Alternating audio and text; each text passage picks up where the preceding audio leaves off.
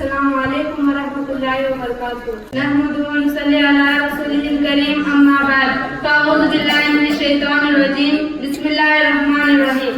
معزز سامان اکرام اور میرے پیارے اساتذہ اکرام اور میرے پیارے بہنوں، میں آپ لوگوں کے سامنے ایک چھوٹی سی تقریر کو پیش کرنا چاہتی ہوں۔ امید ہے کہ آپ سب غور سے سنیں گے۔ میرے تقریر کا عنوان ہے روزہ۔ اسلام قبول کرنے کے بعد سب سے پہلا فرض نماز قائم کرنا ہے، تو دوسرا فرض روزہ رکھنا۔ روزے کے لیے قرآن نے جو لفظ استعمال کیا ہے وہ صوم ہے۔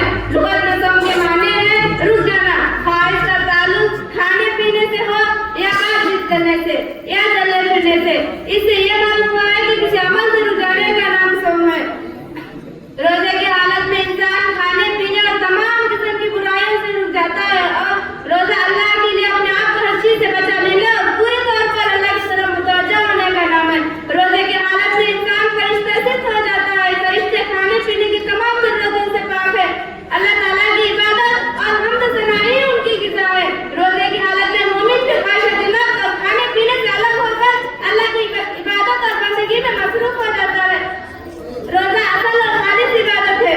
اللہ تعالیٰ نے فرمایا، اے مسلمانوں، تم پر روزے اس طرح فرض کیے گئے ہیں جس طرح پہلے امتوں پر فرض کیے تھے، یعنی روزہ ایک ایسی عبادت ہے جس کو اللہ نے سابقہ امتوں پر فرض کیا تھا۔ روزہ اللہ کی عبادت اور محبت کی اصل پہچان ہے، کیونکہ روزے کے علاوہ جتنی عبادت ہے وہ کرنے والوں کے علاوہ دیکھنے کے حد تک ہی صحیح دوسرے لوگ شامل ہوتے ہیں۔ نماز جماعت کے ساتھ ہوتی ہے، زکوٰۃ اور فطرہ کسی نہ کسی کو دیا جاتا ہے، حج بہت سارے لوگوں کے ساتھ دیا جاتا ہے۔ اسی طرح ان عبادتوں اور نیک کاموں میں پردہ نہیں ہوتا، لیکن روزہ ایک ایسی عبادت ہے جس میں کھلی طور پر پردہ کیا جاتا ہے۔